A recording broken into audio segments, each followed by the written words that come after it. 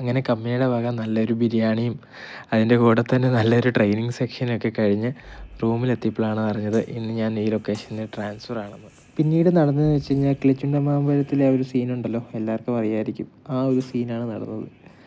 എന്ത് പറയാനാണ്, രാവിലെ പോകുന്നു വരുന്നു, രാവിലെ പോകുന്നു വരുന്നു, കണ്ടിന്യൂസ് ഈ ഒരു ഇതാണ്. ഈ പെട്ടിയൊക്കെ ഞാൻ തുറന്നത് 3 മാസം മുമ്പ് നാട്ടിൽ നിന്ന് വന്ന സമയത്താണ്. അതിൽ പിന്നെ ഇപ്പോഴാണ് ഈ പെട്ടി തുറക്കാൻ തന്നെ പോകുന്നത്. ഇതിലെന്തൊക്കെയുണ്ടെന്ന് എനിക്ക് തന്നെ ഐഡിയ ഇല്ലാത്ത അവസ്ഥയായിരുന്നു. അങ്ങനെ നോക്കി കണ്ടതൊക്കെ വാരിപ്പറക്കിയിട്ട് പാക്കിംഗ് എന്നുള്ള പരിപാടി പെട്ടെന്ന് തന്നെ അങ്ങ് കംപ്ലീറ്റ് ചെയ്തു. പിന്നെ ചെറുതായിട്ട് റൂമൊക്കെ ഒന്ന് ക്ലീൻ ചെയ്ത് ജസ്റ്റ് ഒരു 5 മിനിറ്റ് പ്രാർത്ഥിച്ച് റൂമിൽ നിന്ന് ഇറങ്ങാനുള്ള പ്ലാനാണ്. അത്യാവശ്യം ഒരു 3 മാസം ഞാൻ ഈ റൂമിൽ തന്നെയായിരുന്നു. റൂമിൽ തന്നെയെന്ന് വെച്ച് കഴിഞ്ഞാൽ ജസ്റ്റ് ഉറങ്ങാൻ വേണ്ടി മാത്രം. അങ്ങനെ ഫ്രണ്ട്സിനോടൊക്കെ യാത്ര പറഞ്ഞു. ഇനിയിപ്പോൾ എവിടെ വെച്ച് കാണുമെന്നൊന്നും അറിയത്തില്ല, ഇനി കാണുമോ എന്ന് തന്നെ അറിയില്ല. അപ്പോൾ തന്നെ ബസ് വന്നു. ഇനിയിപ്പം ലാസ്റ്റ് ഗുഡ് ബൈ ഒക്കെ പറഞ്ഞ് ബാഗൊക്കെ എടുത്ത് ബസ്സിൽ വെച്ചു. ബസ് 4-5 പേർക്ക് വേണ്ടി മാത്രമാണ്, ലൈലാൻഡിൻ്റെ ഒരു വലിയ ബസ്.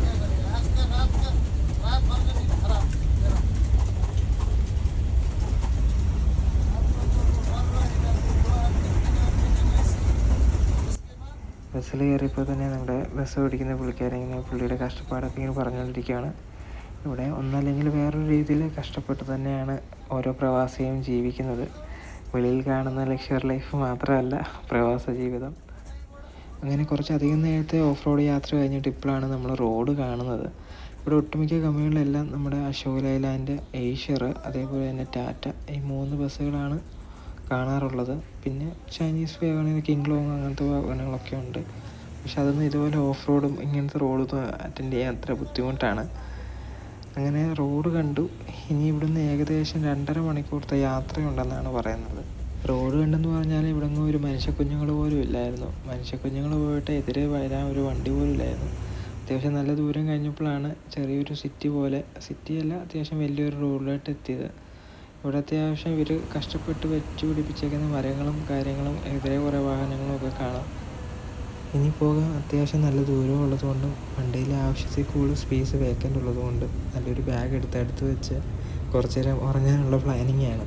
നമ്മൾ ആദ്യം വന്ന് അത്രയില്ല മോശം റോഡിലൂടെ ഓടിക്കുന്നതുകൊണ്ടായിരിക്കും വണ്ടിയിൽ അത്യാവശ്യം നല്ലൊരു ഊഞ്ഞാൽ എഫക്റ്റ് ഉണ്ട്. അതുകൊണ്ട് കിടന്ന് ഒരു 5 മിനിറ്റിനുള്ളിൽ തന്നെ ഉറങ്ങി കുറച്ച് നേരം കഴിഞ്ഞപ്പോൾ തന്നെ വണ്ടിയിൽ ലൈറ്റൊക്കെ ഓൺ ചെയ്തു.